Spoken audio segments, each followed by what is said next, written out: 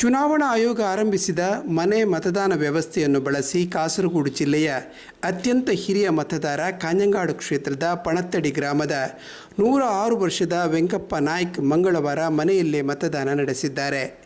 ವಯೋಸಹಜ ದೈಹಿಕ ಸಮಸ್ಯೆಗಳ ನಡುವೆಯೂ ಅವರು ತಮ್ಮ ಮಕ್ಕಳೊಂದಿಗೆ ಪಣತ್ತಡಿಯಲ್ಲಿರುವ ತಮ್ಮ ಸ್ವಂತ ಮನೆಯಲ್ಲಿ ಇಲಾಖೆ ಅಧಿಕಾರಿಗಳ ಸಮಕ್ಷಮದಲ್ಲಿ ಮತದಾನ ಪ್ರಕ್ರಿಯೆಯಲ್ಲಿ ಭಾಗವಹಿಸಿದರು. ಕಾಂಜಂಗಾಡ್ ಆರ್ಡಿಒ ಮನೋಜ್ ವೆಲಕೊಡಿ, ತಹಶೀಲ್ದಾರ್ ಶೆರ್ಲಿ ರಾಜಪ್ಪನ್, ಮತಗಟ್ಟೆ ಅಧಿಕಾರಿಗಳಾದ ಬಿಜು ಮಂತ್ರವಾದಿ, ಶ್ರೀಕಾಂತ್, ಮೈಕ್ರೋ ಅಬ್ಸರ್ವರ್ ಪ್ರತಿಮಾ, ಗ್ರಾಮಾಧಿಕಾರಿ ಎಸ್ಎಲ್ ಅನಿಲ್ ಕುಮಾರ್, ಬಿಎಲ್ಒ ಅವರನ್ನೊಳಗೊಂಡ ತಂಡ ವೆಂಕಪ್ಪ ನಾಯ್ಕ್ ಅವರ ಮನೆಗೆ ತಲುಪಿ ಮತ ಚಲಾಯಿಸಲು ವ್ಯವಸ್ಥೆ ಮಾಡಿತು.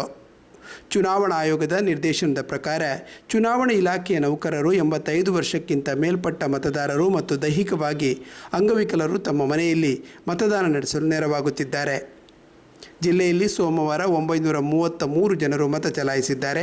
ಅವರಲ್ಲಿ 409 ಜನರು 85 ವರ್ಷಕ್ಕಿಂತ ಮೇಲ್ಪಟ್ಟವರು ಮತ್ತು 524 ಜನರು ಎಂದು ಅಧಿಕೃತ ಮೂಲಗಳು ತಿಳಿಸಿದೆ.